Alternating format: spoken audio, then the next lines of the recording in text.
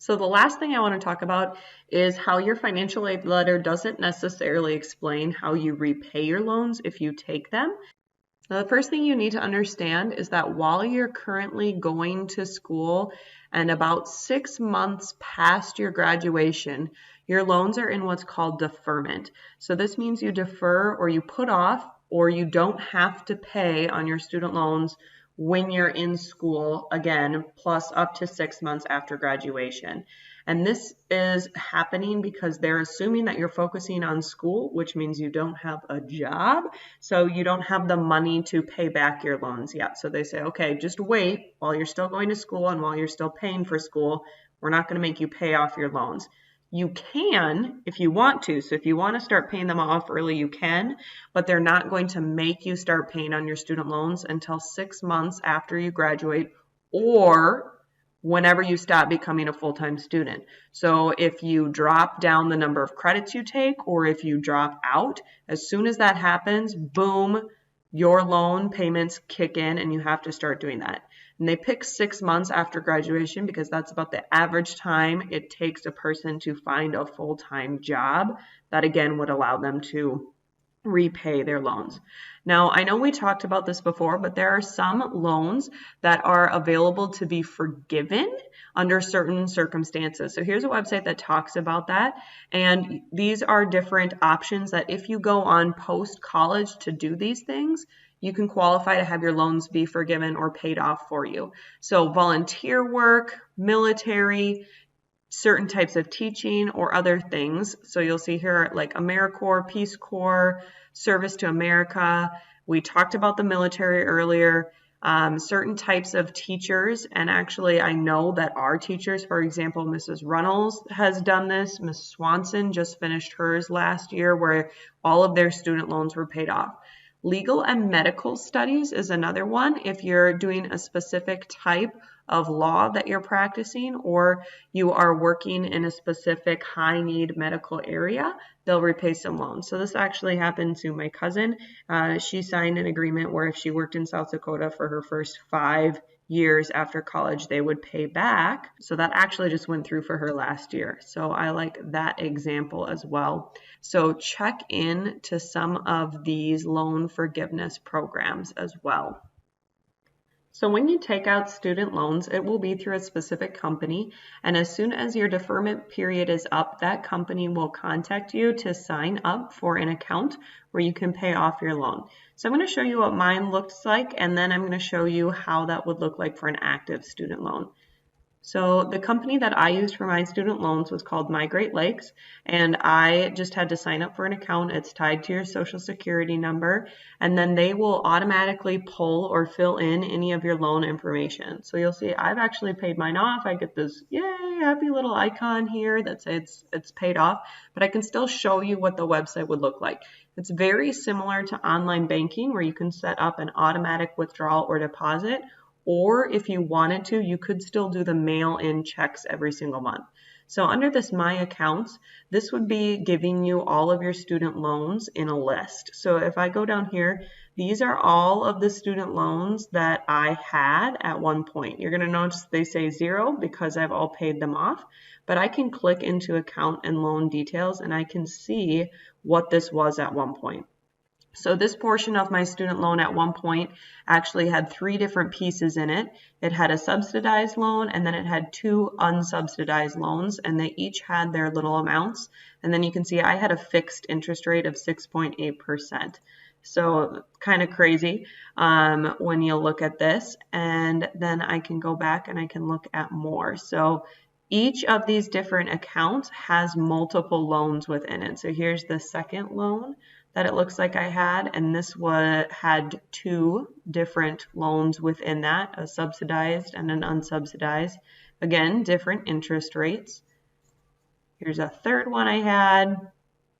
That just had a subsidized for $5,500, and then the fourth account that I had a portion that was subsidized and unsubsidized. So you'll see each one of these different accounts were all different student loans. Some of them came through from the U.S. Department of Ed, like this one came through SunTrust Bank. It all just depended on who the lender was that offered me at that time. For each one, I would receive a statement or I could calculate a payoff amount. So you'll see here at the top, I had this repayment options. This is where you'd be able to actually set up how much you want to pay per month. Now, the student loan company is going to give you a specific amount that they think you can pay per month based on what they think your income is going to be. If you can't actually pay that much, you have to call them up and they're willing to adjust that if needed. You can also pay more than what they think you want to pay or not. So you'll see you have this managed payments. You can pay online. You can set up the auto pay. And it just comes directly out of whatever account you want to set up. If you don't want to set up a bank account where it pulls it out electronically, you can do it by phone or mail. I always set mine up for auto pay just because I thought that was easy. And then here you'll see here at the bottom, if you wanted to pay more than what the minimum amount was, you could set up and pay more than what you needed to. So here's another example of John's student loan that we actually did finish paying off already, but we were paying on it at one point in 2018, and this is what it would look like. So I like to show this because there's a couple different things I think are important for you to know. If you'll notice on his interest rate, it says 3.9% variable. That means that the loan company can change or vary that interest rate depending on what the heck is happening in the world. We do not like variable interest rates because while 3.9% is really low at this point in time, they could jump that up to 39% if they wanted to. And you'll see he's got a principal balance here. So this would be how much is currently still owed on that loan. And every single month he's paying on this loan $76.59. Now, if you look down here, the original loan was $7,000 and he still owes $4,169.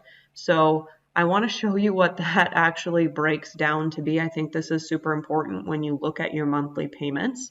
Here's the breakdown of that monthly payment of that $76.59. $63 of that gets applied to the principal or the original $7,000 loan amount. But because we're still paying on borrowed money, we're paying interest. So $13 of this is being paid to interest. So at the end of paying off this loan, you'll have paid more than the $7,000. So that interest rate is a real kicker. Now, some of you might be asking, what happens if you don't want to take the school student loans? You are welcome to go out and find your own private loans if you need to do that. John also had to do that. He took them through Wells Fargo. I would highly, highly, highly recommend that you don't use Wells Fargo because they have pretty crappy interest rates you'll see here. So here's an example where it says private student loans. There are 3 of them, and you'll see together the monthly payments were $162.31. And then it gives each loan's payoff balance if they needed to be paid off. Now, here's where things get interesting. So I went into just one of the loans. Here's that interest rate, 8.5%. That's a lot. If you're looking for a student loan, typically most of the financial aid loans that are offered hang out around that 4 to 6% range, and that would be what you want to aim for.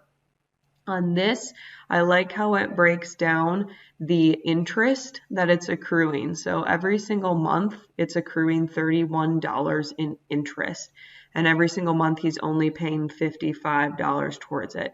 So about 60% of his payment towards this just goes towards interest.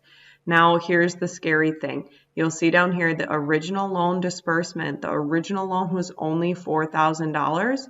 And now if you look at that outstanding principal, he actually owes $4,533. So he's barely paying off his interest when he makes the loan payments. So where student loans come in and they kick you in the pants is that interest rate, which is why we really, really, really want those subsidized loans if we can, so you're not accruing interest while you're in college.